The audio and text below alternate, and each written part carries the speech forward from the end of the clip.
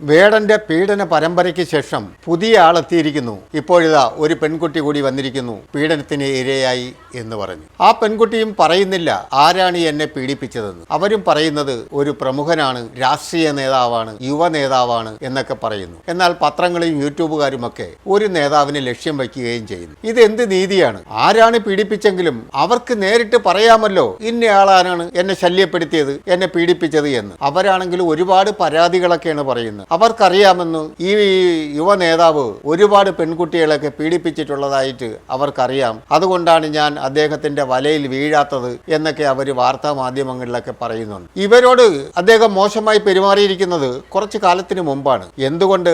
അവര് പറയുന്നത് ഞാൻ രാഷ്ട്രീയ നേതാക്കളോടൊക്കെ പറഞ്ഞു, നേതൃത്വത്തിലുള്ളവരോടൊക്കെ പറഞ്ഞു എന്ന്. അവർ നേതൃത്വത്തിലുള്ളവരോടാണ് പറയേണ്ടത്. അവർ പറയേണ്ടത് പോലീസ് സ്റ്റേഷനിലല്ലേ പരാതിപ്പെടേണ്ടത്. പോലീസുകാരും കേസെടുത്തില്ലെങ്കിൽ അവർക്ക് നേരിട്ട് കോടതിയെ സമീപിക്കാമല്ലോ.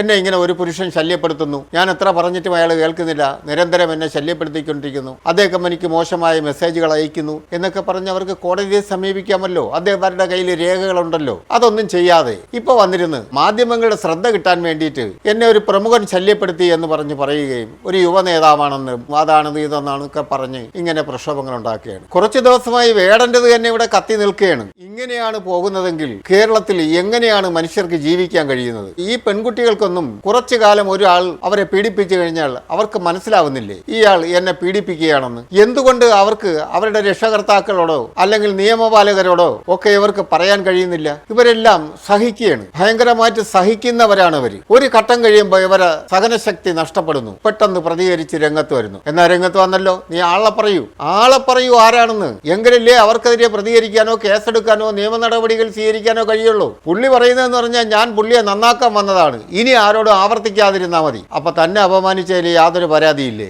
എന്തൊക്കെ ന്യായങ്ങളാണ് ഈ കുട്ടി ഇരുന്ന് പറയുന്നത്? ഇങ്ങനെയൊക്കെയാണോ പറയേണ്ടത്? അവർ ശക്തമായൊരു തീരുമാനമെടുത്ത് അവർ കംപ്ലൈന്റ് ചെയ്യണം, പോലീസിൽ പരാതി കൊടുക്കണം, ഇന്നയാൾ എന്നെ നിരന്തരം ശല്യപ്പെടുത്തിയിരുന്നു എന്ന്. അതൊന്നും ചെയ്യാതെ വെറുതെ മാധ്യമങ്ങളിൽ വന്നിരുന്നിട്ട് എന്തെങ്കിലും കീർവാണങ്ങൾ അടിച്ചിട്ട് വല്ല കാര്യമുണ്ടോ? ചോദിക്കുന്നതിനെല്ലാം മറുപടി പറയുന്നത് അവർ വേറെ കാര്യങ്ങളാണ് പറയുന്നത്. അവരെ ആരാണോ പീഡിപ്പിച്ചത് അല്ലെങ്കിൽ ശല്യപ്പെടുത്തിയത് ആ വ്യക്തിക്കെതിരെ നടപടിയെടുക്കണമെങ്കിൽ എന്തായാലും പേര് പറയണമല്ലോ. ഈ പ്രമുഖൻ എന്ന് പറഞ്ഞാൽ അല്ലെങ്കിൽ യുവ നേതാവ് എന്ന് പറഞ്ഞാൽ, യുവ നേതാവ് കേരളത്തിൽ എത്ര പേരാണുള്ളത്? എത്ര യുവ നേതാക്കളുണ്ട്? ആരുടെ പേരിലാണ് കേസെടുക്കുക? എന്തായാലും ഈ പോക്ക് കേരളത്തിന് നല്ലതല്ല. എന്തായാലും ഒരു കാര്യം നമുക്ക് കുറച്ച് ആശ്വസിക്കാം, വേടന്റെ കാര്യത്തോടു കൂടി കോടതി ഒരു ചെറിയ തീരുമാനത്തിൽ എത്തിയിട്ടുണ്ട്.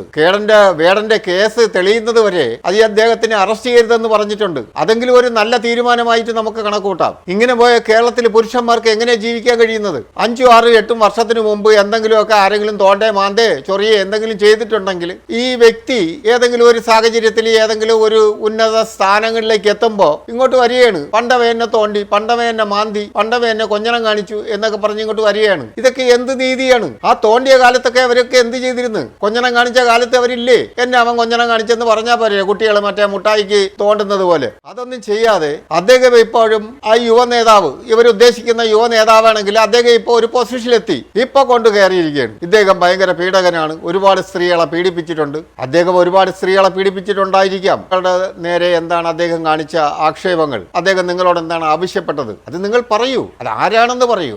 ആരാണെന്ന് പറഞ്ഞാലല്ലേ നമുക്ക് കേസെടുക്കാനോ നടപടി സ്വീകരിക്കാനോ അദ്ദേഹത്തിന്റെ രാഷ്ട്രീയത്തിൽ നിന്ന് മാറ്റി നിർത്താനോ അടുത്ത് വരുന്ന ഇലക്ഷന് അദ്ദേഹത്തിനെ മത്സരിപ്പിക്കാതിരിക്കാനോ ഒക്കെ ചെയ്യാൻ കഴിയുള്ളൂ. ഇത് അദ്ദേഹത്തിനെ നന്നാക്കാൻ വേണ്ടി വന്നിരിക്കുകയാണ്. ഇങ്ങനെയൊക്കെ തുടങ്ങിയാൽ ഇപ്പൊ എങ്ങനെയാണ് കേരളത്തിലെ മനുഷ്യർക്ക് ജീവിക്കാൻ കഴിയുക? എന്തായാലും ശക്തമായ ഒരു തീരുമാനം, ഒരു നിയമം നമ്മുടെ രാജ്യത്ത്, നമ്മുടെ സംസ്ഥാനത്ത് ആവശ്യമാണ്. ഇല്ലെങ്കിൽ ഒരു പുരുഷന്മാർക്കും ഒരു സ്ഥലത്തും എത്താൻ കഴിയില്ല. ഓഫീസുകളിൽ ജോലി ചെയ്യാൻ കഴിയില്ല, മറ്റ് ഒരു രാഷ്ട്രീയ മേഖലകളിൽ വളരാൻ കഴിയില്ല. സിനിമാ മേഖലയിലെ കഥ അറിയാലോ. സിനിമയിൽ എല്ലാവരും ആണുങ്ങൾ മൊത്തം പീഡകന്മാരായി, അധികാരം മൊത്തം ഇപ്പൊ സ്ത്രീകൾ പിടിച്ചെടുത്തു. ആണുങ്ങളുടെ പേരിൽ മൊത്തത്തിൽ സ്ത്രീ പീഡകന്മാരാക്കി മാറ്റിയിട്ട് ആർക്കും മത്സരിക്കാൻ പറ്റാത്ത അവസ്ഥയിലെത്തിച്ചു. സിനിമയിലെ കഥകൾ അറിയാലോ. സ്വന്തം മക്കളെയും കൊണ്ട് അമ്മമാരാണ് നടക്കുന്നത്. ഞങ്ങൾക്ക് ഒരു അവസരം തരൂ, എന്റെ മോൾക്കൊരു അവസരം കൊടുക്കൂ, അവൾ നല്ലപോലെ അഭിനയിക്കും, എങ്ങനെ വേണമെങ്കിലും അഭിനയിക്കും, ഏത് രീതിയിൽ വേണമെങ്കിലും അഭിനയിക്കും, എല്ലാവരോടെ സഹകരിക്കും. ഈ സഹകരിക്കും എന്നൊക്കെ പറഞ്ഞു കഴിഞ്ഞാൽ പിന്നെ മറ്റുള്ളവർ ശല്യം ചെയ്യത്തില്ലേ? ഇതൊക്കെയല്ലേ മാറ്റേണ്ടത്? ആദ്യം ഒരു നടിയെ ആവശ്യമുണ്ടെങ്കിൽ പത്രത്തിലൂടെ പരസ്യം ചെയ്യും, അവരിൽ ചെന്ന് അവരുടെ കഴിവുകൾ തെളിയിച്ച്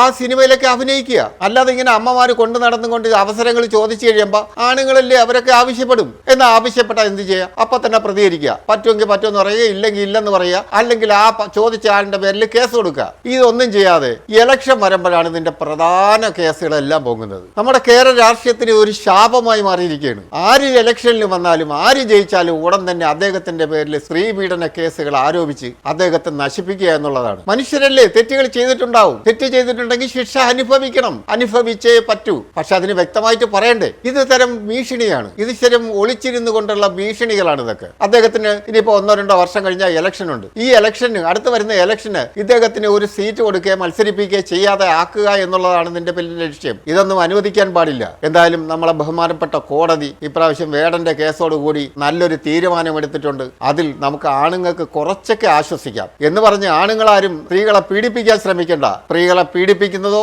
അവരോട് മോശം പെരുമാറുന്നതോ മോശമായി കണ്ണുകൊണ്ട് നോക്കുന്നതോ 100% തെറ്റാണ്. അത് ആരെയും അനുവദിക്കാൻ പാടില്ല. സ്ത്രീകളും ശക്തരാവണം. ആ ഓൺ ദ സ്പോട്ടിൽ തന്നെ പ്രതികരിക്കാനുള്ള ശക്തിയും സ്ത്രീകൾക്കുണ്ടാവണം. എങ്കിലേ ഇതിനെല്ലാം പരിഹാരമുണ്ടാവുകയുള്ളൂ.